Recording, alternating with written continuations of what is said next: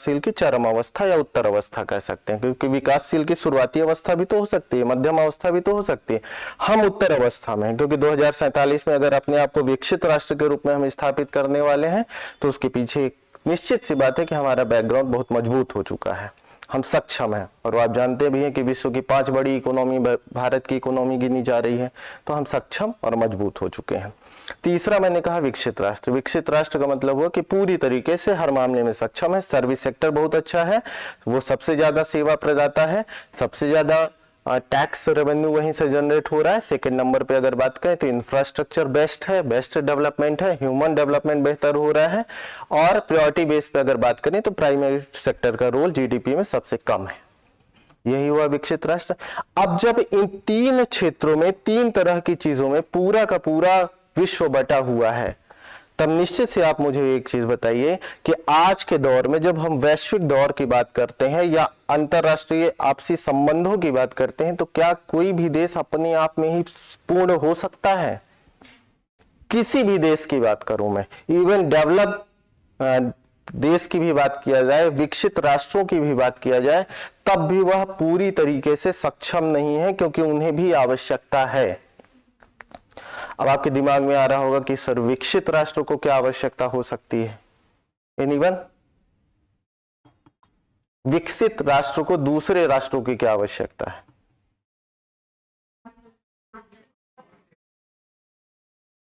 Exactly 2 शब्द पर्याप्त है जो इन्होंने बताया, एक रॉ मटेरियल, दूसरा मार्केट।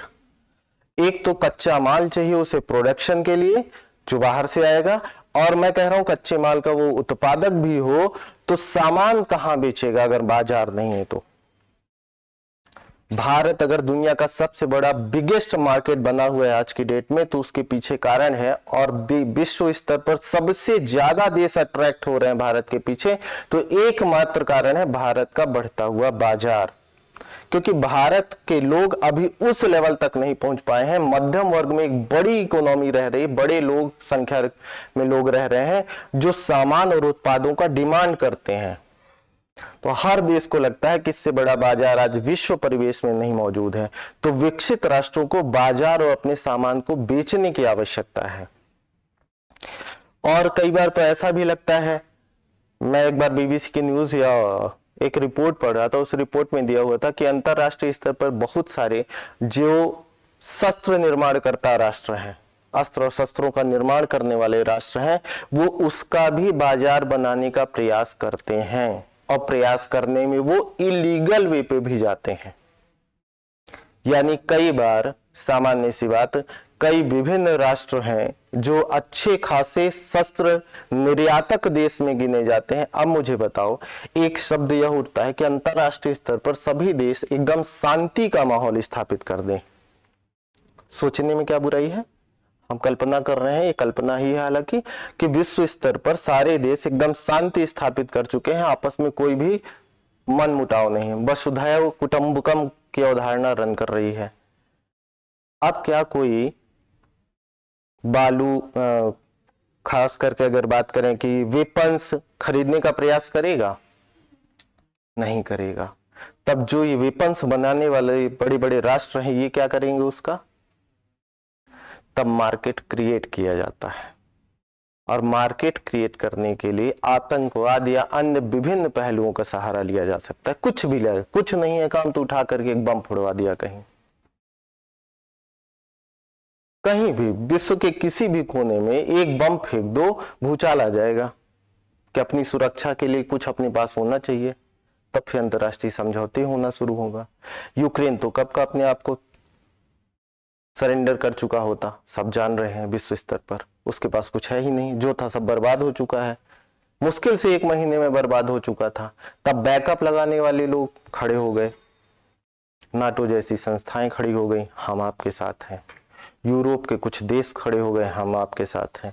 यूएसए पीछे से खड़ा हो गया कि पैसा मैं बहुत सारा डोनेट कर दूंगा, आपको फ्री में दे दूंगा कुछ वेपन्स, कुछ उधारी खाते में चढ़ा दूंगा जिससे कर्ज बढ़ जाए, लेकिन वेपन्स दूंगा।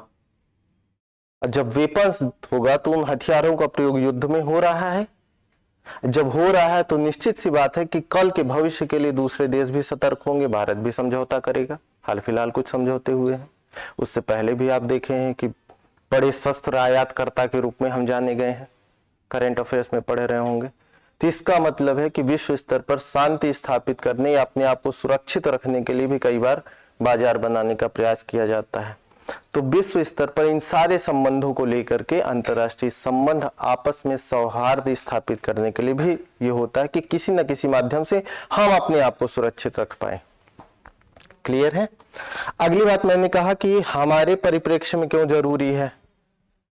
निश्चित सी बात है कि हमारा जो मैपिंग ऑर्डर है, मैपिंग ऑर्डर में आप देख ही रहे हैं आजादी के बाद मैपिंग ऑर्डर बदला हुआ है, 1971 के बाद और कुछ चेंजेस हुआ है। उससे पहले अगर बात करें तो आजादी से पहले हमारे यहाँ पाकिस्तान भी हमारा एक अंग था, और उससे पहले की बात करें तो ऐसा माना जाता है कि अफगानिस्तान तक हमारा दौर था। इधर चले जाएंगे तो आपके म्यांमार और चीजों तक दौर था। इवन अगर देखा जाए तो कंबोडिया, इंडोनेशिया तक हमारी चीजें मिली हैं जो हमारे पुरातन रूप से जुड़ती हैं, प्राचीन चीजों से जुड़ती हैं। फिर भी आजादी के बाद के परिवेश की बात करें तो आजादी के दौर में आपने देखा पाकिस्तान का बंटवारा होता है। आजादी से पहले हमारे साथ संबंध स्थापित करने वाले जो तिब्बत का रीजन था वो चाइना द्वारा हथिया लिया जाता है, तो वो मैपिंग चेंज होता है। 62 में अगर बात करते हैं तो अक्साई चीन वाला रीजन हमारे हाथ से जाता है, यानी जम्मू कश्मीर का एक हिस्सा चला जाता है। उसके बाद 1971 में जो बांग्लादेश का रीजन था जिसे पूर्वी पाकिस्तान माना जा रहा था वो अलग होता है, एक नया मैप ऑर्डर डेवलप होता है। यानी विकास के क्रम में चीजें धीरे धीरे चेंज होती हैं, बदलती हैं। जब वो सारी चीजें बदली तो आज का हमारे सामने एक परिवेश, भारत का जो वर्तमान का मैप आपके सामने आया, मानचित्र आया, भूभाग आया, वो आप जानते हैं। उस भूभाग में सामान्य रूप में जो मैं बोलचाल की भाषा में हर क्लास में कहता हूं कि आप ज्यादा नहीं, मान लिया बांग्लादेश हमारे पक्ष में है, मान ले तो दो तरफ से तो हम तनाव में हैं ही। एक तरफ बड़े भैया, एक तरफ छोटे भाई, यानी दो भाइयों के बीच में भारत फंसा हुआ है। भाई हिंदी चीनी भाई भाई का नारा दिया जाता था। जवाहरलाल नेहरू जी चीन को बड़े भाई का दर्जा देते थे, और संयोग से आजादी के बाद 14 अगस्त 1947 को छोटा भाई भी हमसे अलग हुआ, बंटवारा हो गया। तो एक तरफ बड़ा भाई, एक तरफ छोटा भाई, बीच में फंसे हुए हम। बीच वाले की हालत परिवार में आप जानते ही कैसी होती है, ठीक। अब उस परिवेश में जब हम फंसे हुए हैं तो दो तरफ से तनाव में है या नहीं है। और मैंने कहा कि वैश्विक दौर जो है वो शक्ति का दौर है, हमेशा से रहा है। अब उस शक्ति के दौर में, आज के दौर में चाइना हमसे बहुत आगे है, क्योंकि चाइना में कोई भी डेमोक्रेसी जैसी चीज है नहीं। जब डेमोक्रेसी नहीं है तो वहां पर सीधा सा मुद्दा है कि प्रगति कैसे की जाएगी, कैसे उसे बढ़ाया जाएगा और किस तरह से हम देश का डेवलपमेंट करते हैं, इसी मुद्दे को बात किया जा रहा है। वहां पर व्यक्ति की स्वतंत्रता हितकारी नहीं है, देश का विकास और देश की आर्थिक स्वतंत्रता हितकारी है, उसी पर काम किया जाता है। जब इस कारण से वहां से काम हो रहा है तो हालांकि काम हम हो या चाइना हो लगभग साथ डेवलपमेंट शुरू करते हैं, लेकिन चीन हमसे बहुत आगे। कारण है हमारे यहाँ क्या है, प्रजातंत्र है, लोकतंत्र है। क्लास में बैठे बैठे मोदी जी अच्छे नहीं लग रहे हैं, सीढ़ी पे केजरीवाल अच्छा लग गया, अगली सीढ़ी पे पता लगा अखिलेश जी अच्छे लग गए, उसके बाद नीचे उतरते उतरते माया जी, और फिर जब क्लास से एकदम कोचिंग से बाहर निकले तो कहे नोटा पे वोट डालेंगे, काम खत्म। यानी सामान्य रूप में ये डेमोक्रेसी है, इसी को प्रजातंत्र बोलते हैं। तब हमारे यहाँ सर्व जन हिताय का नारा दिया जाता है कि भाई सभी को हित में ध्यान रखते हुए कार्य प्रणाली किया जाए। एवं यह भी देखा जाए कि अंतरराष्ट्रीय संबंधों में भी उन सारी चीजों को देखा जाता है कि अंतरराष्ट्रीय संबंध भी उस लेवल पर काम करें। क्लियर है? तो इन सारी चीजों को अब राष्ट्रीय स्तर पर अगर देखते हैं तो हमारी अपनी जरूरतें हैं। आज के दौर की बात करें तो आज के दौर में लगातार हमारे पास तकनीकी ज्ञान की आवश्यकता है, जो हम किसी न किसी देश से समझौते से हायर करेंगे। अंतरराष्ट्रीय स्तर पर अगर बात करें अपने देश के भूभाग को सुरक्षित रखने के लिए हमारे पास वेपन्स की आवश्यकता है, तो आए दिन हम इजराइल से, फ्रांस से, रूस से, अमेरिका से समझौता करते हैं कि भाई हमें ये लड़ाकू विमान चाहिए, ये फाइटर प्लेन चाहिए, ये चाहिए, ये चाहिए, वो सारी चीजें हम मंगाते हैं। इसके बाद अगर बात करते हैं तो राष्ट्रीय स्तर पर हम अपने आप को हर मामले में इकोनॉमिक रूप में भी मजबूत करना चाहते हैं। इकोनॉमिक रूप में जब मजबूत करना चाहते हैं तो आज के दौर में निश्चित सी बात है कि पहले तो डॉलर ही चलता था अंतरराष्ट्रीय मुद्रा के रूप में, आज इकोनॉमी में आप जान रहे होंगे 5 मुद्राएं हैं जो अंतरराष्ट्रीय स्तर पर वैध हैं। उन 5 मुद्राओं की आवश्यकता है हमें। अब वो मुद्रा आएंगी कहां से? या तो व्यापार के माध्यम से, अदरवाइज फॉरेन इन्वेस्टमेंट के माध्यम से। तो अगला हमारे दिमाग में बैठता है कि हम व्यापार में, चलिए ठीक है, कई देशों के साथ हमारे व्यापारिक भागीदारी की अगर बात करें, कुछ जगह पे हम पॉजिटिव हैं तो कई जगह पे हमारा नकारात्मक व्यापार चलता है। जैसे चीन के साथ बात करें तो बड़े रूप में हम घाटे पे हमेशा रहते हैं। अब अमेरिका के साथ या सऊदी अरब के साथ या कुछ अन्य देशों के साथ हम कुछ सकारात्मक हो जाते हैं। लेकिन अगला हमारे पास जहां पे हमें घाटा नहीं होना है, केवल प्रॉफिट होना है, वो है फॉरेन इन्वेस्टमेंट। अब विदेशी निवेश अट्रैक्ट करने के लिए हमारे देश का माहौल अच्छा होना चाहिए, क्योंकि हम और आप अगर अपना पैसा कहीं लगाना चाह रहे हैं तो कब लगाएंगे? जब इंफ्रास्ट्रक्चर अच्छा होगा। एग्जैक्टली सबसे पहले हम देखेंगे कि हमारा पैसा ज्यादा ब्याज मिले या ना मिले, लेकिन जितना लगाया उतना बरकरार रहे। ठीक, केवल महल देख करके किसी को पैसा नहीं दिया जा सकता। बड़ा महल है, अंदर खोखला है, महल दिखा दिया उसने, इंफ्रास्ट्रक्चर दिखा दिया, आपसे ले गया, बाद में पता लगा मूलधन भी गायब, आप पीछे पीछे घूम रहे हैं। हर जगह वही प्रक्रिया चलती है। 1991 के दौर में, उससे पहले वाला दौर अपना याद करिए भारत का। 1991 का हमारा दौर क्या था? भिखारी वाला दौर था। भारत की स्थिति हो गई थी कि फॉरेन इन्वेस्टमेंट जीरो था। इसके अलावा अगर बात करें तो सामान्य रूप में हमारे पास फॉरेन करेंसी लगभग ऐसा माना जाता है फोर्टनाइट के लिए बचा हुआ था, मुश्किल से 14-15 दिन व्यापार के लिए बचा था। भारत सरकार के पसीने छूटे हुए थे, एक तरफ खाई एक तरफ कुआं। तभी तो एलपीजी मॉडल हमने अपनाया। बेसिकली अगर बात करें तो हमारे मन में वो डर था। तो सबसे पहले और विदेशी मुद्रा भंडार हमारे लिए सबसे ज्यादा आवश्यक हो जाता है आज की डेट में। तो विदेशी मुद्रा भंडार में सबसे ज्यादा यह है कि अगर हमारी सरकार ये दिखा दे कि कोई भी विदेशी हमारे यहाँ पैसा लगा रहा है तो पूरी तरीके से वो सुरक्षित है, उसे नुकसान नहीं होना है, तब निश्चित सी बात है कि सुरक्षा की दृष्टि से आवश्यक हो जाता है कि वो पैसा हमारे यहाँ लगाएं और उनका पैसा सुरक्षित हो और कुछ ना कुछ वो प्रॉफिट लेके जाएं। इस पर सरकार काम भी करती है। आप देखते हैं कि धीरे धीरे हमारे यहाँ बहुत सारे सेक्टर विदेशी क्षेत्रों के लिए खोल दिए गए, यानी लगभग 100% तक निवेश कई क्षेत्रों में आज की डेट में मौजूद है कि विदेशी कोई संस्था या व्यक्ति चाहे तो 100% तक निवेश करने की संभावना उसे मौजूद है हर रास्ते में। और साथ में सरकार पूरी सिक्योरिटी देती है। प्रत्येक वर्ष आपके जनवरी के 7 से 9 या 10 जनवरी के बीच में आपके यहाँ एक सम्मेलन मनाया जाता है। कौन सा सम्मेलन? प्रवासी भारतीय दिवस सम्मेलन। क्यों मनाया जाता है? एग्जैक्टली हालांकि उसमें हम यह डायरेक्ट नहीं बोलते हैं, हम यह दिखाते हैं कि भाई हम अपने भाई बंधुओं को इकट्ठा कर रहे हैं, पर सच्चाई यही है कि वो कूटनीतिक रूप से केवल एक छलावा है। छलावा का मतलब हो गया कि हम जोड़ने का एक प्रयास है कि भाई आप अपने देश को भी पहचाने, जुड़े। भले मूल वंश में आप 2 पीढ़ी पहले गए, 3 पीढ़ी पहले गए, लेकिन उसके माध्यम से हमारे मन में जो लालच है, वो फैक्ट यह है कि सबसे ज्यादा उनसे चाह रहे हैं कि वो अपने यहाँ पैसा भेजें, अच्छा खासा इन्वेस्टमेंट करें देश के अंदर। जब इन्वेस्टमेंट करेंगे तभी उसका परिणाम क्या होगा कि हमारे पास पर्याप्त मात्रा में मुद्रा भंडार होगा। और इसका नतीजा हमने देखा भी, आज की डेट में 600 बिलियन से ऊपर हमारा विदेशी मुद्रा भंडार चल रहा है, मजबूत है। हालांकि चीन तो बहुत ज्यादा अट्रैक्ट कर लेता है, लेकिन उसके बाद भी हम अपने आप में इतना सक्षम है आज की डेट में कि पूरी तरीके से सक्षम है। हर मामले में हम अपने आप को संपन्न पा रहे हैं। तो इन कारणों से भी क्या कर रहे हैं कि विदेशी समझौते हम कर रहे हैं कि कम से कम जब किसी भी देश के साथ हम विदेशी समझौता कर रहे हैं, हमारी आवश्यकता है, तो हमारे देश के लोग जाकर के वहां क्या करेंगे? कार्य करेंगे। खोल दो भैया दरवाजा, उसको कुछ हवा ही आएगी। नहीं पता लगा कि सामरिक दृष्टि से हम ही लोग कमजोर हो जाएंगे ना, अंदर से पसीना तो चलने ही लगा होगा सबके। एनीवे सामान्य रूप में अगर बात किया जाए तो इस कारण से देश के परिवेश में भी हम देखते हैं। और सबसे बड़ी बात है कि कई बार ये भी होता है कि शक्ति के रूप में जब हम अपने आप को स्थापित कर रहे होते हैं तो निश्चित सी बात है जैसे जैसे आप प्रगति करते हैं, आप सक्षम होते हैं, तो आपका मान सम्मान और आपसे लोगों का जुड़ाव भी बढ़ता है। वो चाहे आप सामाजिक जीवन में ले लीजिए अपने या वैश्विक स्तर पर ले लें।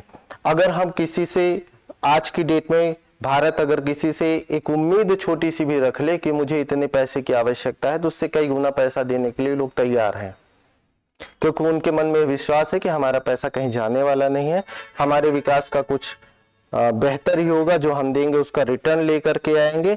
और सीधी सी बात है, डूबने वाला माहौल कोई नहीं है। सेम प्रक्रिया हमसे भी कई देश उम्मीद लगा के रखते हैं। श्रीलंका की घटना को आप ले लीजिए, श्रीलंका ने हमसे उम्मीद लगाई, हमने पैसा भी दिया, गेहूं भी दिया, अनाज भी पहुंचाया, सब कुछ किया, तो आए दिन हम भी सहयोग करते हैं लोगों का। तो ये सारी प्रक्रियाएं चल रही हैं। इस कारण से भारतीय परिवेश से भी अंतर्राष्ट्रीय संबंधों की आवश्यकता पड़ती है। चीजें समझ में आई बेसिक रूप में? एक कहानी की तरह मैंने केवल एक फ्रेमवर्क बताया।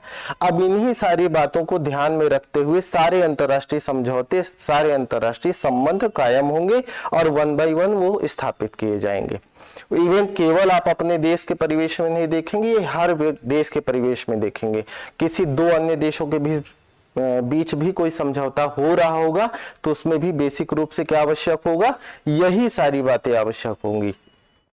हर देश अपने देश के हितों का, अपने लोगों के हितों को ध्यान में रखते हुए समझौता करेगी। अब जहां पे बैलेंस बन जाएगा कि दोनों देशों का हित सर्वोपरि है, दोनों बैलेंस बन रहे हैं, वहीं पे वो समझौता स्थापित हो जाएगा और उसी पे वो कार्यप्रणाली चलेगी। अब इसमें बार बार एक शब्द जो मैं बोल रहा हूं कि कूटनीतिक रूप से कौन कितना मजबूत है, यह सबसे बड़ा मायने रखता है कि हम सामाजिक रूप में अपने आप को मजबूती से स्थापित कर पा रहे हैं, तब हमारा दबाव भी सामने वाले पर ज्यादा पड़ेगा। कई बार ऐसा लगता है कि अगर हमारा दबाव नहीं है सामने वाले पर तो हो सकता है कि हमारे समझौते उतने प्रभावी ना हो। फॉर एग्जाम्पल के लिए अंतरराष्ट्रीय स्तर पर आप देखते हैं जलवायु परिवर्तन सम्मेलन होता है ना, लगातार होता आ रहा है, और जलवायु परिवर्तन सम्मेलन हर बार फेल कर जा रहा है, हर समझौते। लेकिन हाँ, धीरे धीरे एक दो पॉइंट पे अगर बात करते हैं तो कुछ हद तक हम उसमें सकारात्मक हो पाते हैं। लेकिन वो सक्षम क्यों नहीं हो पाता है, पूरी तरह सफल क्यों नहीं दिखाई देता है? क्योंकि वहां पर विश्व स्तर के जो दादा कहे जाते हैं, यानी विश्व स्तर पर सर्वशक्तिशाली राष्ट्रों की जो श्रेणी है, वो उसे पूरी तरह से डिनाई कर देते हैं, या उस समझौते पर अपना एग्रीमेंट नहीं कर पाते हैं, या जब मनाया तब उठा करके कह दिया कि नहीं।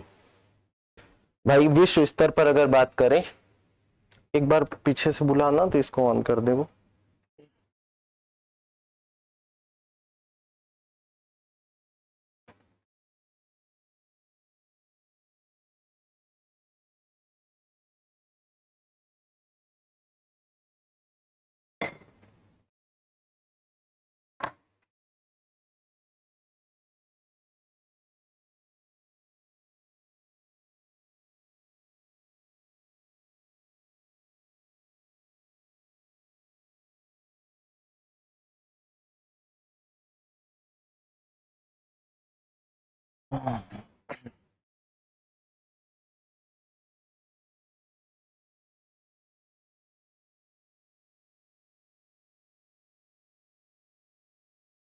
ठीक है, तो अंतरराष्ट्रीय स्तर पर भी अगर बात किया जाए तो ये सारी चीजें लागू होती हैं हर देश पर।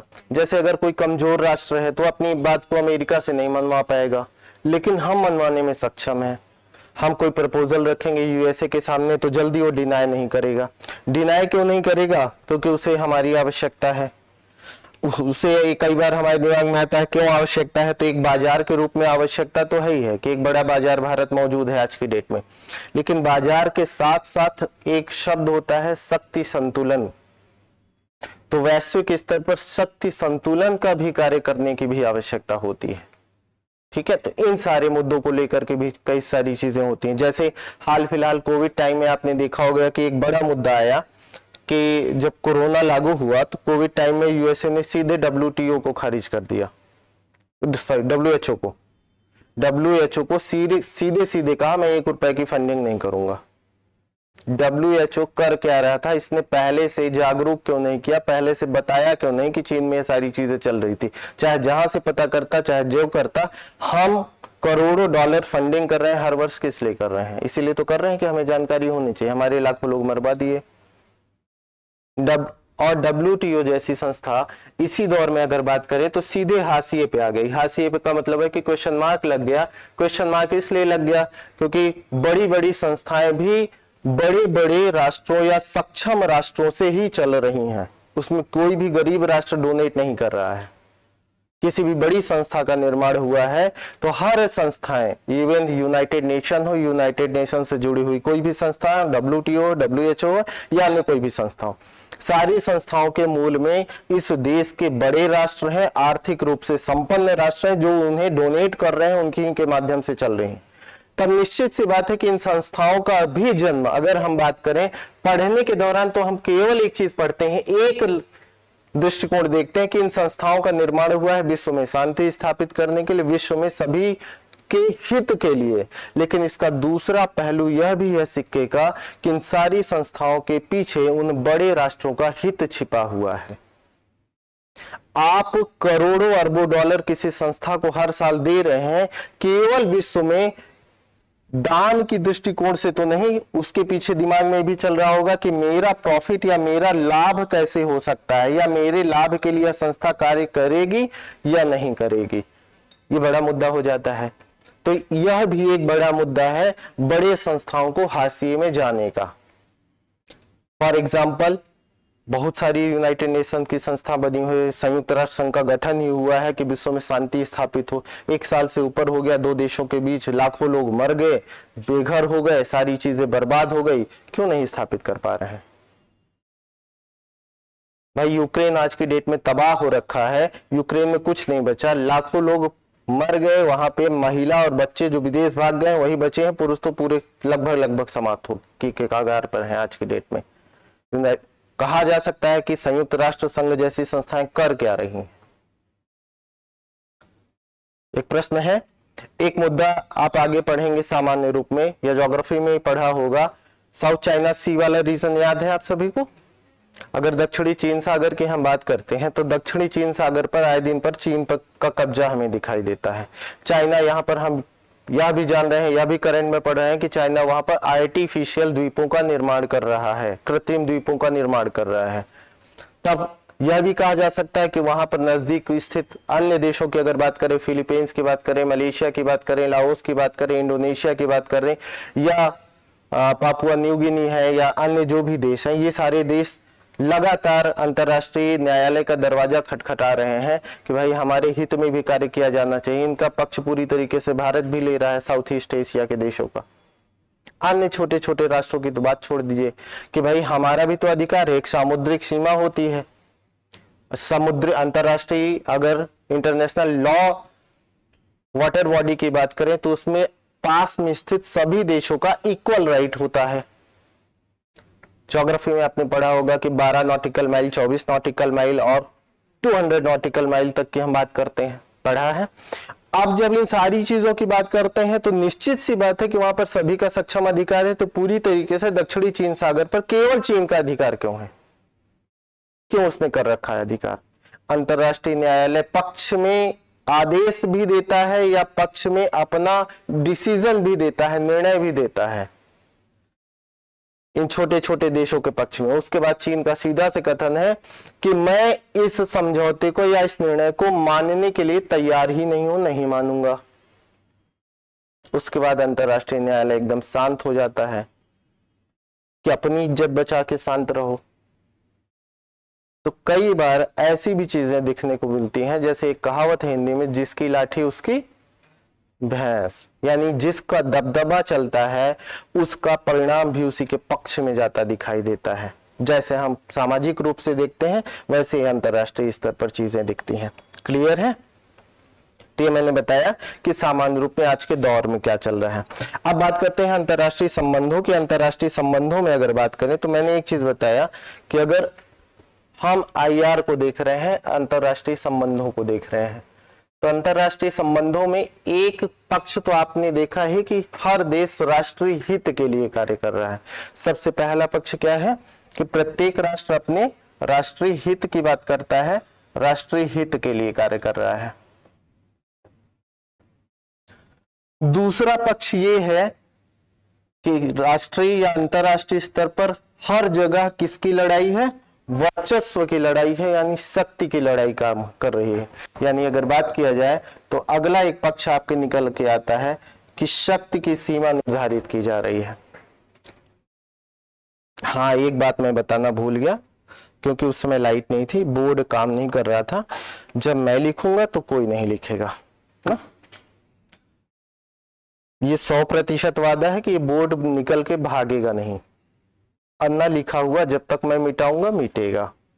लाइट चली गई अलग मुद्दा है ना, इलेक्ट्रिक सप्लाई क्लोज हो गई तो अलग मुद्दा है, लेकिन मिटेगा नहीं। समझिएगा ज्यादा, उसके बाद नोट कर लीजिएगा ना, समय दूंगा मैं। कहानी सुनना ज्यादा जरूरी है, ये दीर्घ काल तक रहेगा। लिखा हुआ सब है किताबों में, कुछ भी नहीं छूटा है। किसी भी बुक शॉप पे जाओ, 4 किताबें मांगो, सब मिल जाएगा। आप समझने के लिए समझने का प्रयास ज्यादा करिएगा ना। अब सामान्य रूप में मैंने कहा कि शक्ति का बंटवारा चलता है। शक्ति के बंटवारे में 3 तरह की शक्ति हम देखते हैं सामान्य रूप में। पहली, राष्ट्रों के रूप में एक राष्ट्र ऐसा हो सकता है जिसे हम डिवाइड करें कि जिसे हम कह सकते हैं कि सुपर पावर है, सर्वशक्तिमान है। सुपर पावर का सीधा सा मतलब हो गया कि ऐसा राष्ट्र जिसका दबदबा विश्व स्तर पर है। किसी राष्ट्र, किसी क्षेत्र या 2-4 देशों के मध्य नहीं, पूरे के पूरे विश्व में उसका दबदबा चल रहा है। एग्जाम्पल के लिए अगर बात करें तो इस पद को पाने के लिए या इस पोस्ट को पाने के लिए हमारे यहाँ प्राचीन समय से वर्चस्व की लड़ाई चलती रही है हमेशा। खास करके अगर 1600 ईस्वी का दौर मान लिया जाए, उससे पहले की घटनाओं को ना ले, आधुनिक घटनाओं को भी ले, तो उस दौर में आपने कॉलोनीज डेवलपमेंट का जो रूल देखा था, तो उस दौर में भी युद्ध चले हैं। फ्रांसीसियों के बीच, अंग्रेजों के बीच, डचों के बीच, ठीक है, यानी सामान्य रूप में पुर्तगीज के बीच। ये हमेशा वर्चस्व की लड़ाई चलती रही है, क्योंकि ज्यादा से ज्यादा दूरी तक अपने उपनिवेश स्थापित करना चाहते थे, अपनी सत्ता का दबदबा बनाना चाहते थे। यह प्रक्रिया लंबे समय तक चली और एक दौर ऐसा आया कि ब्रिटेन का या अंग्रेजों का दबदबा दूर दूर तक कायम रहा। कहा भी जाता था कि वहां की महारानी जो थी उनका सूर्यास्त नहीं होता था। इसका मतलब है कि पूरी पृथ्वी पर हर जगह उनका कोई ना कोई स्थान या भूखंड था उपनिवेश के रूप में, इसीलिए हर जगह दिन होता था उनके राज्य में, कभी सूर्य अस्त ही नहीं होता था। ऐसा भी दौर रहा। प्रथम विश्व युद्ध की बात करें तो प्रथम विश्व युद्ध भी केवल और केवल दबदबे के लिए हुआ था। हिटलर के मंशा ले लो या उसके बाद मुसोलिनी की मंशा ले ले हम, हिटलर और मुसोलिनी का जो दौर रहा वो केवल शक्ति की लड़ाई थी, एक वर्चस्व था जो विश्व में स्थापित करने का दौर था। भाई, हमारी आपकी महत्वाकांक्षाएं छोटी होती हैं, कुछ लोगों की महत्वाकांक्षाएं ऐसी भी रही हैं कि जो उनका ये मानना था कि उनका नाम पृथ्वी पर कोई ले ले तो लोग कांप जाएं। और हुआ भी, कई करोड़ लोग प्रथम विश्व युद्ध में मारे गए, कोई प्रभाव नहीं हुआ, दबदबा स्थापित। लेकिन परिवेश बदला पृथ्वी का, पृथ्वी में शक्ति का, सत्ता का परिवर्तन बदला। सेम प्रक्रिया रही प्रथम विश्व युद्ध में। द्वितीय विश्व युद्ध की बात करें तो द्वितीय विश्व युद्ध के, प्रथम विश्व युद्ध के बाद नई शक्तियां स्थापित हुई पृथ्वी पर। उन नई शक्तियों का जब दौर चला तो द्वितीय विश्व युद्ध तक आते आते तकनीकी ज्ञान अत्यधिक हो रखा था, तकनीकी रूप से शक्तिशाली हो रखे थे राष्ट्र। इसके बाद अगर बात करें, वेपन्स डेवलप हो रखे थे, विभिन्न प्रकार के हथियार बन चुके थे, मन में लोगों के गुबार भरा हुआ था, ये लग रहा था कि नहीं अब पूरी पृथ्वी पर मैं काबिज हो सकता हूं। उनमें अगर बात करें तो ब्रिटेन तो था ही, ब्रिटेन के साथ साथ जापान था, फ्रांस था, जर्मनी था। ये बड़े बड़े राष्ट्र थे जो अपनी एक सत्ता को स्थापित करने का प्रयास कर रहे थे। रशिया, अमेरिका पीछे थे, सेकेंड स्टेज पे आने वाले राष्ट्र थे। द्वितीय वर्ल्ड वॉर छिड़ जाता है, युद्ध होता है, शक्तिशाली राष्ट्रों में आपस में वर्चस्व की लड़ाई चलती है। इसी दौर में आप जानते हैं कि यूएसए में वैज्ञानिक रूप से कुछ आविष्कार चल रहा था। उन आविष्कारों में कुछ न्यूक्लियर बम भी डेवलप हो रखे थे, लेकिन उनका कहीं भी परीक्षण नहीं हो रखा था।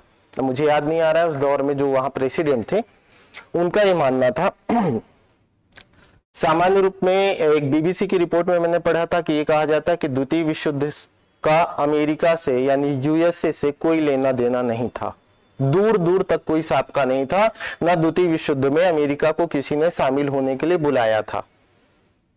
तब यह हुआ कि अमेरिका शामिल कैसे हुआ, तो उस रिपोर्ट में कहा गया था, सामान्य रूप में इंफॉर्मेशन नहीं मिलती है, उस रिपोर्ट में ही बताया गया कि अमेरिका ने अपने ही कुछ सैनिकों को एक जहाज पे मार के फेंक दिया और उसी जहाज में जापान के कुछ सैनिकों को मार के फेंक दिया और उस जहाज को जापान के उस सीमा के पास, समुद्री सीमा के पास लाके छोड़ दिया और सीधे से आरोप लगा दिया जापान पे कि तुमने मेरे सैनिक मारे, मेरा जहाज कब्जा कर लिया। अब निश्चित सी बात है, जब मेरे साथ ही कर चुके हो तो इस युद्ध में मेरा कूदना क्या हो गया, तय हो गया, अब मुझे आना ही पड़ेगा।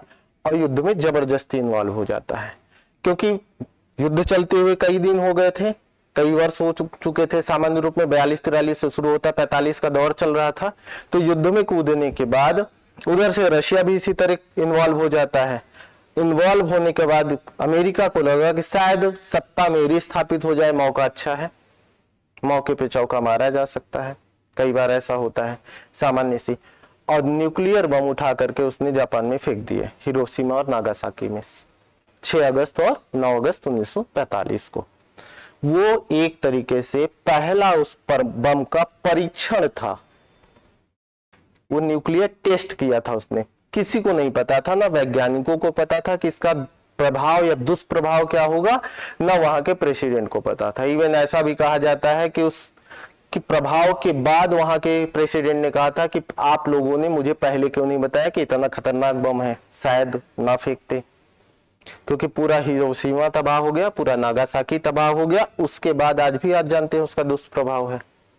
लेकिन हाँ, उन 2 बमों ने उस युद्ध को वहीं पर पूर्ण विराम लगा दिया। पता लगा कि अगले ही क्षण द्वितीय विश्व युद्ध एकदम से बंद रुक जाता है और बंद हो जाता है। इसलिए बंद हो गया कि अब सबको लगा कि एक तरफ से सारे शहर और सारे देश तबाह कर देगा अमेरिका, और सत्ता किसकी स्थापित हो गई, अमेरिका की सत्ता स्थापित हो गई। अन्य देशों ने अमेरिका से दबाव के साथ समझौते किए। जापान को यहां तक समझौता करना पड़ा कि सैनिक रूप से वो एक सैनिक नहीं रखेगा अपना, वो उसकी भी भर्ती अमेरिका करेगा और अमेरिका की निगरानी में उसकी सुरक्षा रहेगी। इस तरह के समझौते होते हैं और अंतरराष्ट्रीय स्तर पर यूएसए का दबदबा चल जाता है। लेकिन उसके बाद एक नया दौर होगा, ये सारे टॉपिक हैं बाद में पढ़ेंगे, अभी मैं फ्रेमवर्क बता रहा हूं, सर्वशक्तिमान सत्ता की स्थापना कैसे होती, कि उसके बाद एक नया दौर चला, क्योंकि उसी समय यूएसएसआर शक्तिशाली हो रखा था, वो भी इन्वॉल्व हो रखा था, वो भी वर्चस्व था, बड़ा राष्ट्र था। बड़ा राष्ट्र का मतलब है कि यूरोप का मध्य से लेकर के आप पश्चिम जाइए और पूरा रसिया ले लीजिए। इसी को उस समय सोवियत संघ कहा जाता था, यूएसएसआर कहा जाता था, यानी मध्य यूरोप से लेकर के मध्य यूक्रेन और बुल्गारिया इधर के जितने राष्ट्र हैं इनसे लेकर के पूरा का पूरा वहां तक। जब इसका दबदबा चला तो यूएसए, जिसे आप यूएसए और यूएसएसआर दोनों का आपस में कोल्ड वार का दौर आता है, शीत युद्ध जिसे कहते हैं। शीत युद्ध क्या होता है,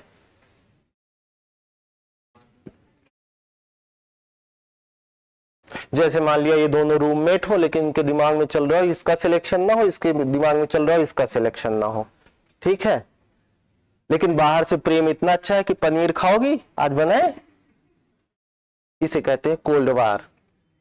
यानी सामान्य रूप में आप सामने से मिलिए तो एकदम ऐसे लगे कि जिगरी यार हैं, एकदम भेंट लिया, चलो यार भाई बहुत दिन बाद मिले, कॉफी मिले, और प्रिय हुआ, मन किया, वो सामने वाले ने कहा यार एक प्रश्न से रह गया, अंदर से बाहर से दुख व्यक्त कर रहे हैं क्या बहुत गलत हुआ, अंदर से अच्छा हुआ नहीं हुआ, that is a cold war.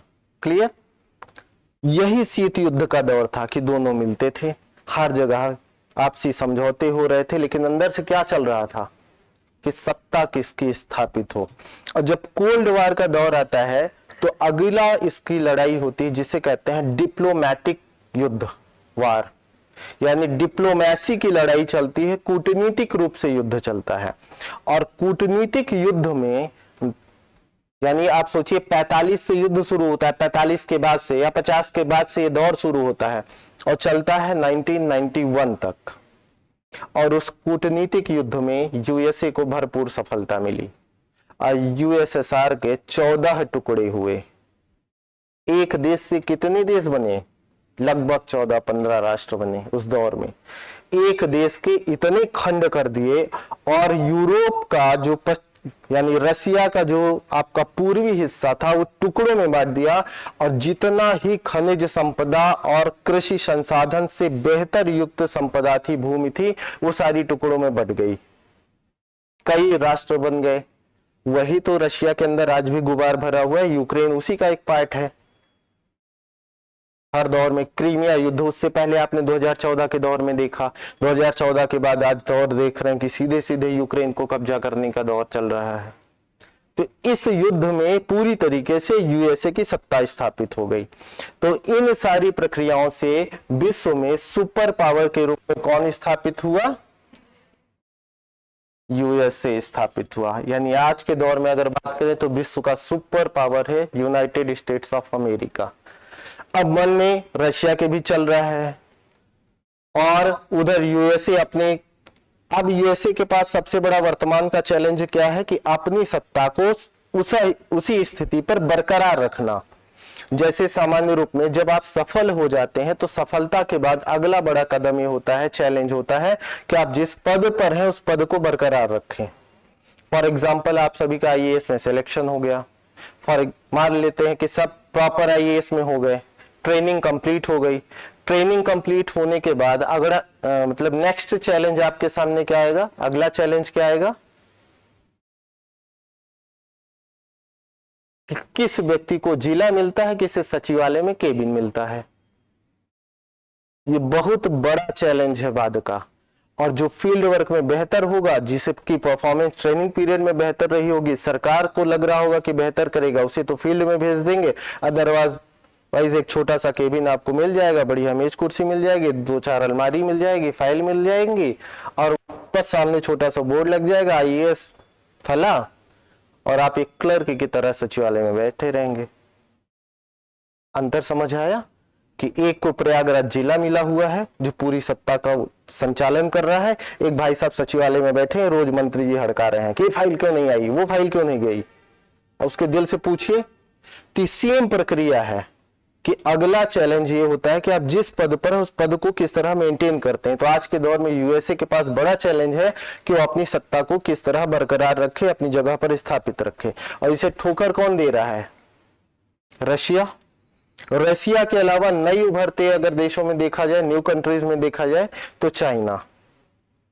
चीन का जो टारगेट है वो कोई विश्व में कोई अन्य राष्ट्र नहीं है, केवल यूएसए है।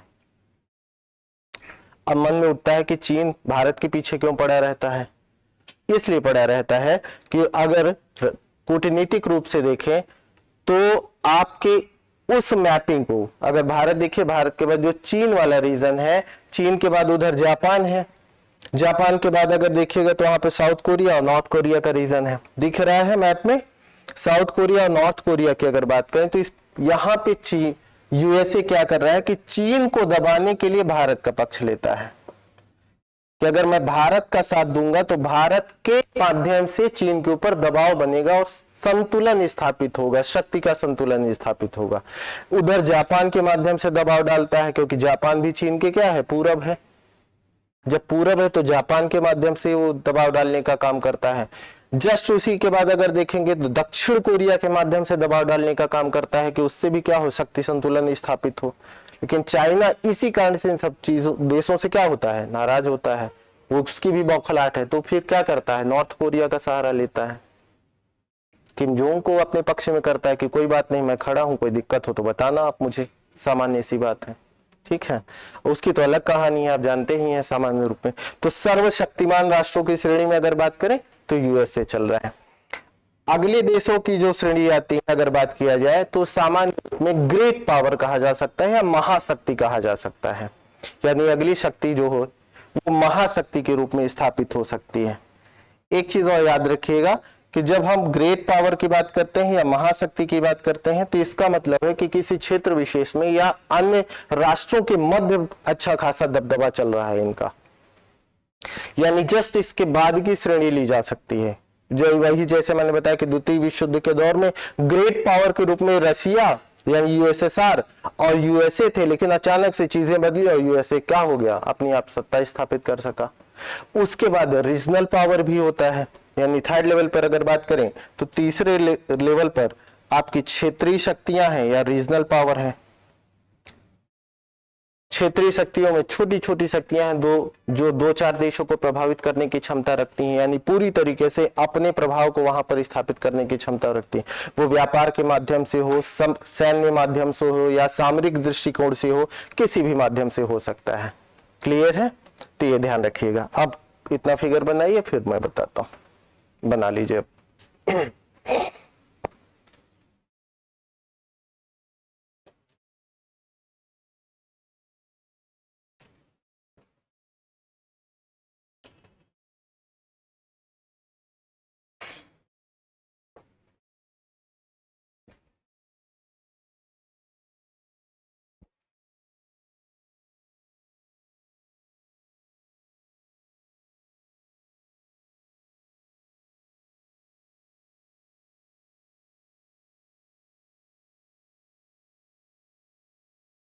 बना लिया?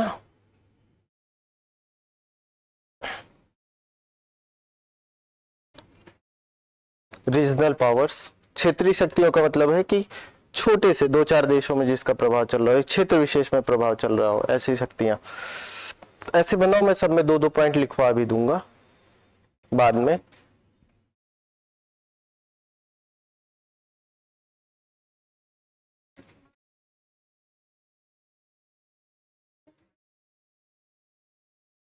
सबसे अच्छा डिप्लोमेटिक कंट्री पाकिस्तान कैसे हो सकता है? डिप्लोमैक्स का मतलब होगा कि जो ज्यादा अच्छी डिप्लोमेसी कर रहा है। हाँ, कहाँ अच्छी उसकी? किस मामले में आप अच्छी कहेंगे? उससे ज्यादा डिप्लोमेसी तो हमारी अच्छी है। हम हर जगह अपने आप को स्थापित कर पा रहे हैं। आज किसी भी राष्ट्र में जा रहे हैं, किसी भी सदन में जा रहे हैं या किसी भी सम्मेलन में जा रहे हैं, भारत का ज्यादा मान है। हर जगह अपने आप को वर्चस्व बना के रखे हुए। ठीक है, पैराग्राफ चेंज करिए, दो दो पॉइंट लिख लीजिए, फिर आगे चलते हैं।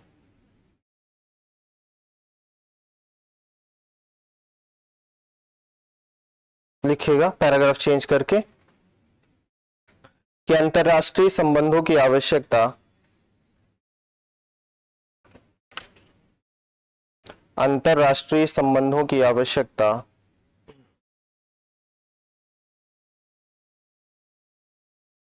आज के दौर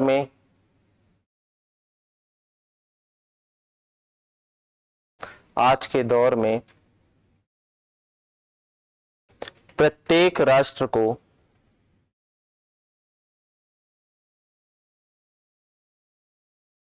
राष्ट्र को है,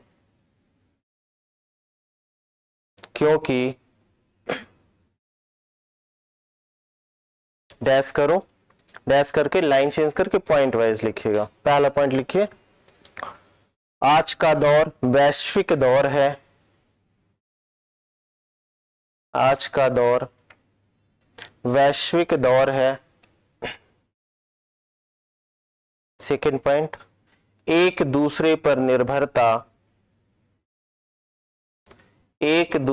निर्भरता बनी हुई है, जिससे निजी आवश्यकताओं की पूर्ति की जाती है। जिससे निजी आवश्यकताओं की पूर्ति की जाती है।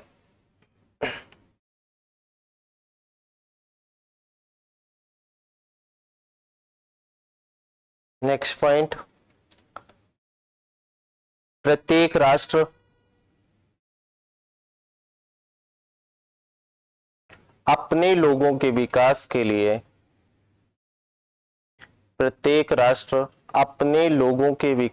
लिए कार्य करती है।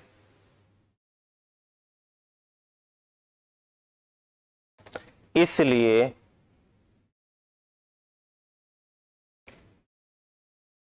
प्रत्येक सरकार अंतरराष्ट्रीय समझौतों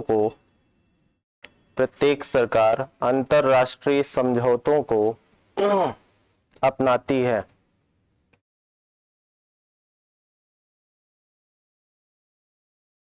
ठीक है, नेक्स्ट पॉइंट लिखिएगा।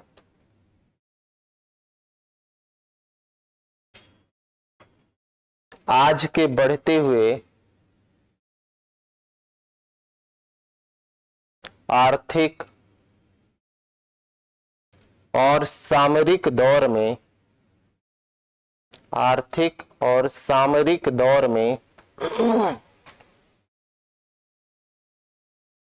अपने भूभाग को सुरक्षित रखते हुए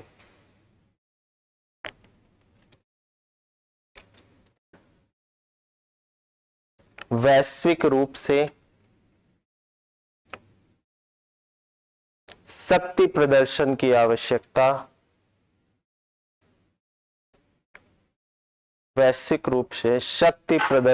आवश्यकता दिखती है। पैराग्राफ चेंज करिएगा। पैराग्राफ चेंज करके लिखिएगा, भारत के दृष्टिकोण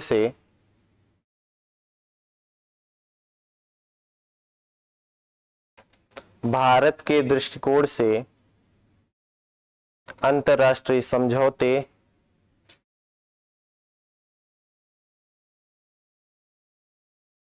या संबंध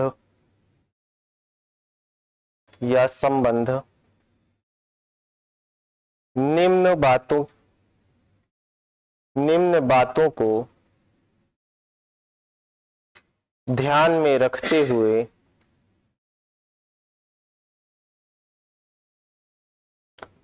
आवश्यक है। डैश करो, पॉइंट में ही लिखना। पहला लिखना, भारत आज के दौर में उभरती हुई बड़ी अर्थव्यवस्था है।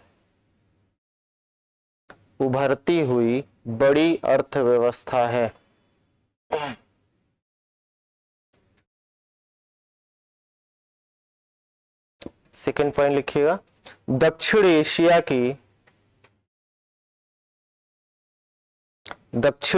की शक्ति के रूप में स्थापित है। दक्षिण एशिया की शक्ति के रूप में स्थापित है। नेक्स्ट पॉइंट लिखिएगा, दक्षिण पूर्वी राष्ट्रों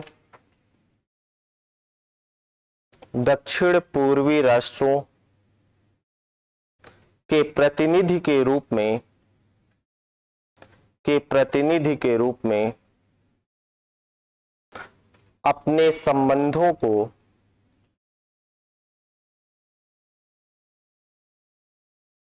बनाने का प्रयास करती है।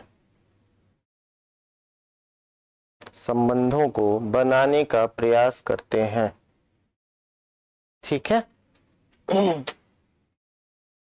भाई, निश्चित सी बात है कि अगर आप सक्षम हैं तो आपके आसपास के जो लोग हैं वो आपसे उम्मीद रखेंगे कि आप उनके लिए कार्य करिए, अगर वो सक्षम नहीं है तो।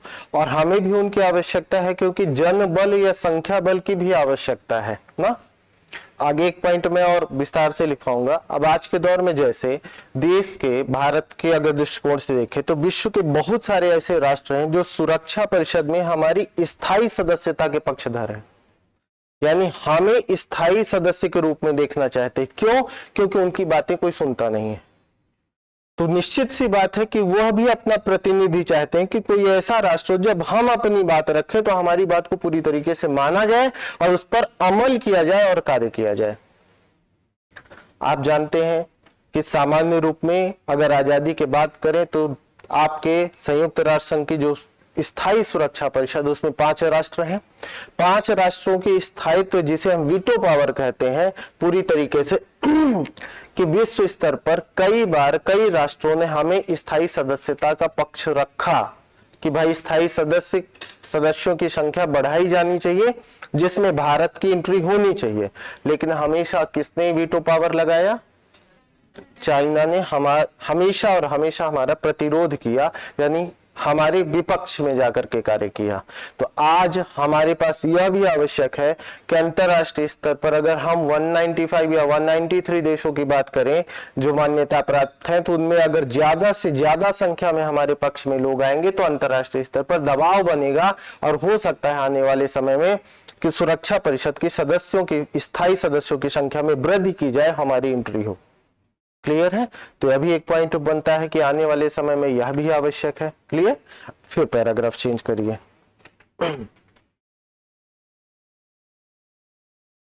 पैराग्राफ चेंज करके लिखिएगा, अंतरराष्ट्रीय संबंधों के लिए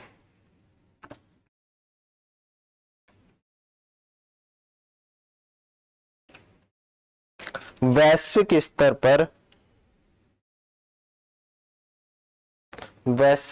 पर निम्न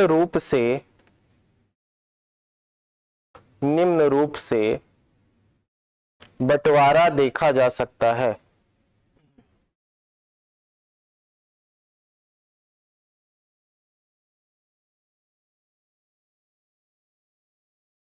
ठीक है, डैश करके अब पहला डालो राष्ट्रीय हित, हेडिंग की तरह हेडिंग डाल लो, राष्ट्रीय हित, सब हेडिंग छोटी। राष्ट्रीय हित में लिखिएगा पहला, किसी राज्य के द्वारा निर्मित, किसी राज्य के द्वारा निर्मित विदेश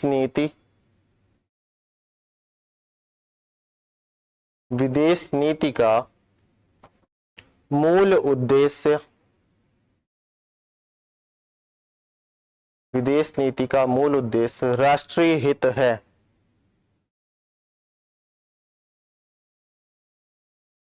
इसके प्रमुख आयाम निम्न है, इसके प्रमुख आयाम निम्न है। ABC करके लिखिएगा या 1 2 करके, जो भी आप लिखना चाहें। पहला लिखो, राष्ट्र की एकता और अखंडता, राष्ट्र की एकता और अखंडता। सेकंड, राज्य का आर्थिक विकास,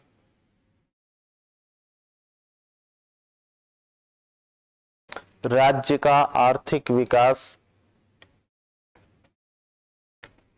थर्ड, राजनीतिक स्थायित्व, राजनीतिक स्थायित्व।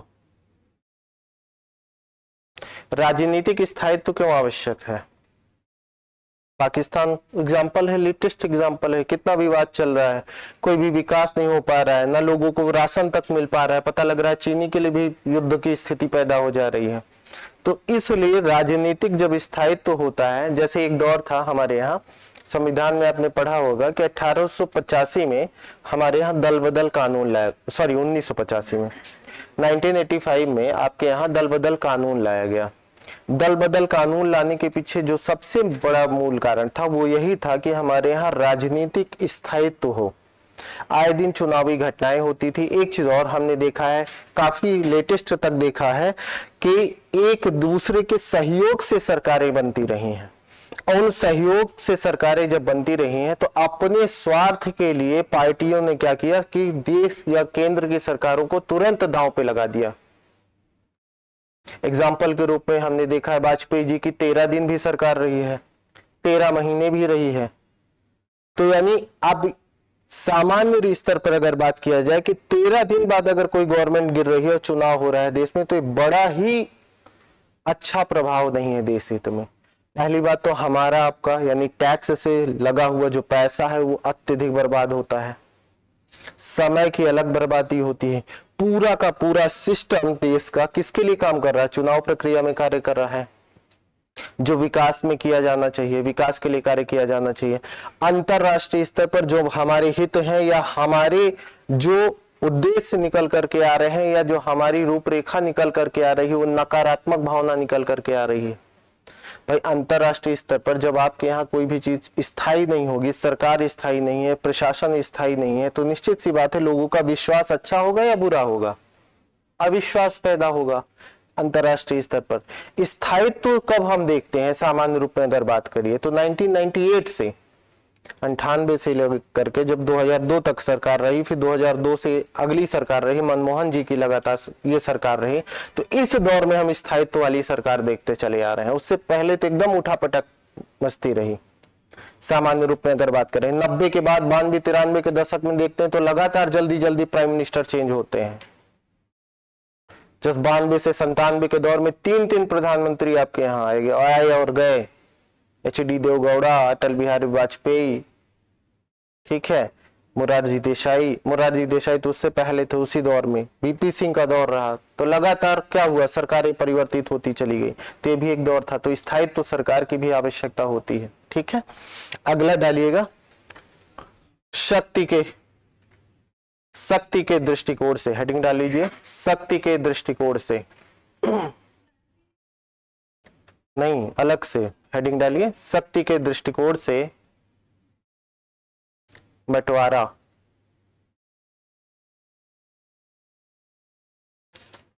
ठीक है, शक्ति में आप ये आपने लिखा ही है, 3 शक्तियां होंगी, सुपर पावर, ग्रेट पावर और रीजनल पावर।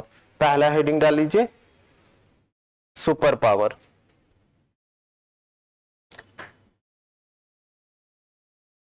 सुपर पावर, इसके आगे लिखेगा, ऐसा राष्ट्र जो सैन्य और आर्थिक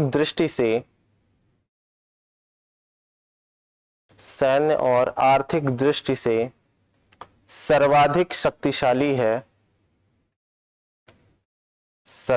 शक्तिशाली है। आप कॉपी पे नहीं लिखते, कॉपी पेन लेके आया करिए। एग्जाम हॉल में पेज पे ही लिखेंगे ना, अभ्यास उसका ज्यादा जरूरी, विशेष ध्यान रखिएगा। इस एक चीज और ध्यान रखिएगा ना, बातें जब आप लगातार किसी चीज का अभ्यास करते हैं उसी चीज को दोहराते हैं। इसीलिए याद रखिएगा, जिस भी पेन से लिखते हैं उसी पेन का रेगुलर यूज भी करना चाहिए। यह भी एक बहुत बड़ा मुद्दा है। अगर आप यहाँ कुछ, घर में कुछ, एग्जाम हॉल में कोई और पेन यूज करते हैं तो उसका भी दुष्प्रभाव होता है। आपकी स्पीड अच्छी नहीं होगी, आपकी राइटिंग अच्छी नहीं होगी। और अभी तो फीलिंग आ रही है केवल एग्जाम वाली, पता लगता है इनके पास एक अनुभव है, इसके अलावा मेरे पास भी कुछ मतलब भर का अनुभव है कि एक एक नंबर आपके जीवन में उतना ही महत्वपूर्ण है कि एक नंबर से आप फाइनल रिजल्ट में अंदर जाएंगे, एक नंबर से बाहर आएंगे। और याद रखिएगा कि हर वर्ष होने वाला एग्जाम अपने आप में यूनिक है और ये उस वर्ष का अकेला एकमात्र चैलेंज है। अमित मिश्रा जी कस्टम विभाग में IRS है, हम लोगों के मित्र हैं सामान्य रूप में। और जब वो IRS हो गए थे, झारखंड मिला हुआ था, दिल्ली ही में ही तैनात थे। झारखंड हर राज्य का वहां ऑफिस भी होता है ना, सामान्य रूप में वहां पर तो आते थे, सामान्य रूप में बात होती थी। उस बार उन्होंने फॉर्म डाला था और प्री फेल हो गए थे UPSC का। तो मैंने यह इसलिए कहा कि हर वर्ष का एग्जाम अपने आप में यूनिक है, कि दिमाग से निकाल दीजिएगा कि किसी बार आप पास हो गए और मेंस देने गए या इंटरव्यू देने गए और रुक गए किसी कारण से, तो अगली बार आप हर फील्ड में, हर कदम में पास ही हो जाएंगे, इसकी धरती पे कोई गारंटी नहीं है। प्री में उस बार संयोग बहुत बड़ा होता है, इसीलिए 99% आपकी मेहनत, 1% भाग्य, लक कार्य करता है, सिविल सेवा में जरूर कार्य करता है, अन्य एग्जाम की मैं बात नहीं करता हूं। संयोग है कि आपने कोई पतली सी मैगजीन उठाई जाते जाते 3 दिन पहले और आपने पूरी पढ़ डाली, 5 प्रश्न प्रीलिम्स में उसी से आ गए, आप प्री पास हो गए। आपके 4 दोस्त नहीं पढ़े और आपने शौक शौक में पढ़ डाली। होता है या नहीं होता है? ठीक, अगली बार हो सकता है कि उस तरह के प्रश्न ना टकराए, आप प्री फेल कर जाएं। आप मेंस लिखने गए, आपने जो पढ़ा वही आ गया, आपने बढ़िया ड्राफ्टिंग कर रखी थी, बढ़िया चार्ट बना रखा था, बहुत अच्छे से चार्ट बनाया, बहुत अच्छा मेंस दे दिया। निबंध आपने जो 4-5 तैयार किए थे सीधे सीधे टकरा गए, आपने बहुत अच्छा कर दिया। हो सकता है आप टॉपर हो जाए उस बार। अगली बार टकराएगा वो या नहीं टकराएगा इसकी गारंटी नहीं। तो जब एग्जाम देने जाइएगा तो उस एग्जाम को अपनी लाइफ का अंतिम एग्जाम मान के जाइएगा देने, उतनी ही मेहनत करिएगा, परिणाम निश्चित रूप से कभी ना कभी आपके सामने होगा। ये दिमाग में कभी नहीं आना चाहिए कि इस बार नहीं अगली बार कर लेंगे, इसका विशेष ध्यान रखिएगा ना। इसीलिए हर एक कदम पे आपको बेहतर तैयारी चाहिए। राइटिंग जिसकी भी खराब है अच्छी करिएगा, अभी तो आगे की सबकी ठीक दिख रही है, आगे पीछे पता नहीं। ठीक है, सुपर पावर में क्या लिखा? कैसा राज्य जो सैन्य रूप से भी शक्तिशाली हो, आर्थिक रूप से भी शक्तिशाली हो और विश्व स्तर पर अपना वर्चस्व रखता हो, विश्व स्तर पर उसका प्रभुत्व या वर्चस्व विद्यमान है हो, विश्व स्तर पर उसका वर्चस्व या प्रभुत्व विद्यमान हो।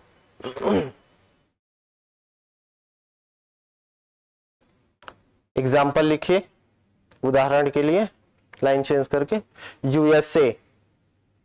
यूएसए वर्तमान में विश्व में सर्वाधिक शक्तिशाली राष्ट्र है। ठीक है, तो सुपर पावर की श्रेणी में आया। सेकंड डाल लीजिए ग्रेट पावर, सेकंड हेडिंग डालिए ग्रेट पावर। ग्रेट पावर लिखे, ऐसे राज्य जो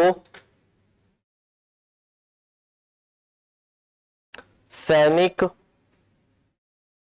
और आर्थिक रूप से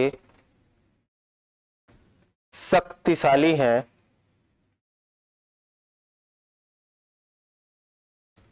और नई उभरती शक्ति के रूप में अपने आप को वैश्विक रूप से स्थापित कर रहे हैं, अपने आप को वैश्विक रूप से स्थापित कर रहे हैं।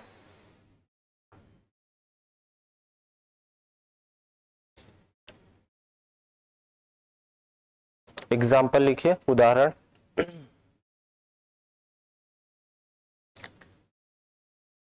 पहला उदाहरण क्या हो जाएगा?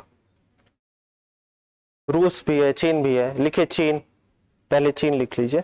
चीन, एक एक लाइन लिखना है, ठीक है। चीन लिख के उसके आगे डैश करो, कॉपी की कंजूसी नहीं करिएगा, इस चीज का विशेष ध्यान रखिएगा। लाइन चेंज करके आराम से चीन लिख दो, चीन के बाद उसके बाद डैश कर लो, उस पे एक लाइन लिखो। इसी तरह फिर रूस लिख देना, फिर जर्मनी, फ्रांस, ब्रिटेन, 2-4 एग्जाम्पल लिख लीजिए। कॉपी आपकी अपनी है, कलम आपकी है, अच्छे से लिखिए ना। लिखिए चीन के आगे, सैन्य और आर्थिक दोनों रूप में प्रभावी, सैन्य और आर्थिक दोनों रूप से प्रभावी।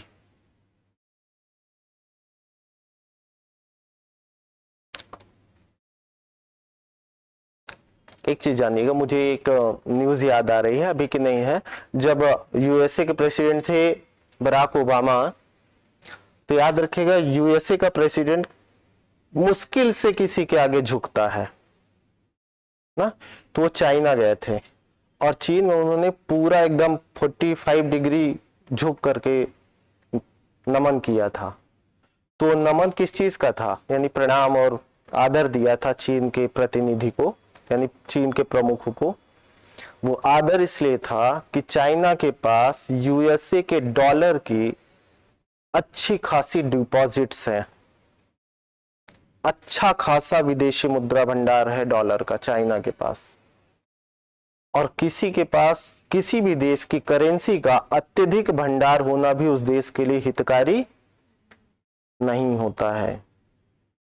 जैसे सामान्य रूप में इकोनॉमी में आप पढ़े होंगे, मान लो कि पूरे प्रयागराज में सब लोग सो रहे हैं, आप लोग भी सो रहे हैं, संयोग से पूरे प्रयागराज की लाइट चली गई, सब छत पे सो रहे हैं, मान लें आपके सोते सोते हर व्यक्ति के सिरहाने पर, सिरहाना तो समझते हो ना, सिर के पास एक एक बोरी जो है नोट, यानी 2-2 करोड़ रुपया रात में नोट आ गया। ये भारत के लिए अच्छा है, भारत की इकोनॉमी के लिए, या बुरा है? बुरा है। क्या हो जाएगा? इकोनॉमी कोलैप्स कर जाएगी, क्रैश कर जाएगी, इन्फ्लेशन आसमान टच कर लेगा। तो चाइना के पास अगर बात करें तो सामान्य रूप में बहुत ज्यादा विदेशी मुद्रा भंडार है, और यही सबसे बड़ा कारण है कि सैन्य रूप से तो शक्तिशाली बनता ही चला जा रहा है, अपनी तकनीकी ज्ञान से या जो भी अन्य तरीकों से, वेपन्स के माध्यम से वो आर्थिक रूप से भी इतना मजबूत हो रखा है कि अगला देश डर पैदा हो रखा है अमेरिका को। और इसीलिए यूएसए अप्रत्यक्ष रूप से भारत का सपोर्ट करता है कि भारत को मजबूत किए रहूंगा तो यहां क्या होगा, आपस में बैलेंस बना रहेगा, संतुलन स्थापित रहेगा। तो ये ध्यान रखिएगा। अगला लिखिए रूस।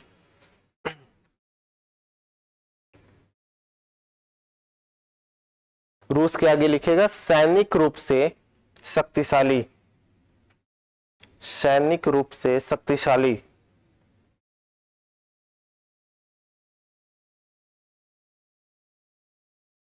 ठीक है, देख ही रहे हैं सैन्य रूप से लगातार लगा हुआ है, अकेले दम पे लगा हुआ है। चीन थोड़ा बहुत सपोर्ट कर रहा है, बाकी कौन सपोर्ट कर रहा है उसे?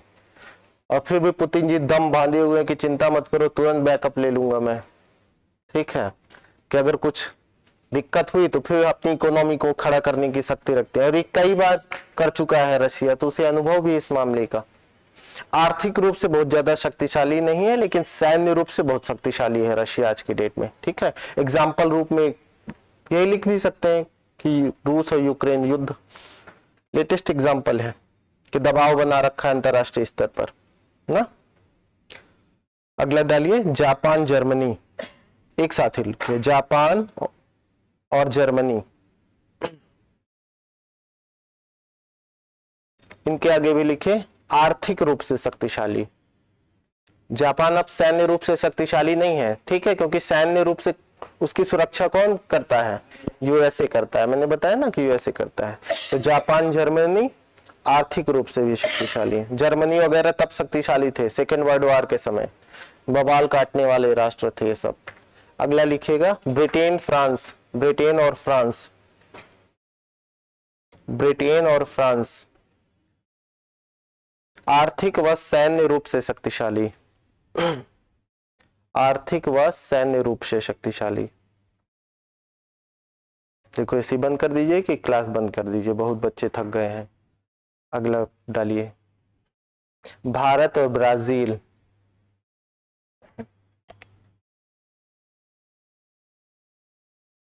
भारत और ब्राजील।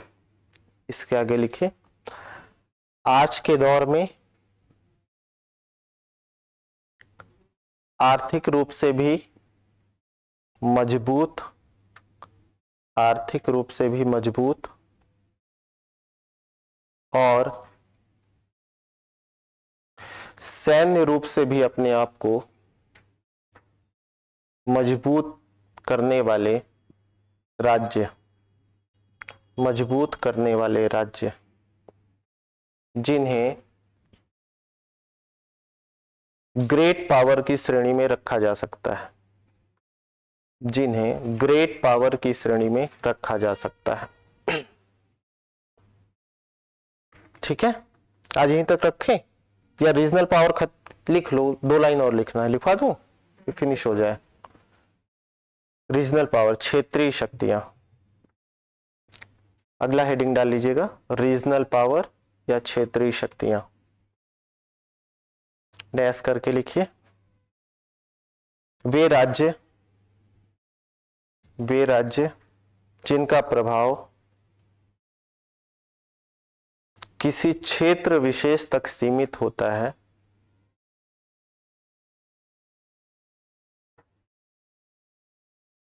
किसी क्षेत्र विशेष तक सीमित होता है आर्थिक या सैन्य रूप से, आर्थिक या सैन्य रूप से, और वे लगातार अपनी वृद्धि के लिए प्रयास कर रहे हैं, लगातार अपनी वृद्धि के लिए प्रयास कर रहे हैं। एग्जाम्पल लिखिए इसका। एग्जाम्पल सऊदी अरब, ईरान, इंडोनेशिया, मलेशिया, दक्षिण अफ्रीका,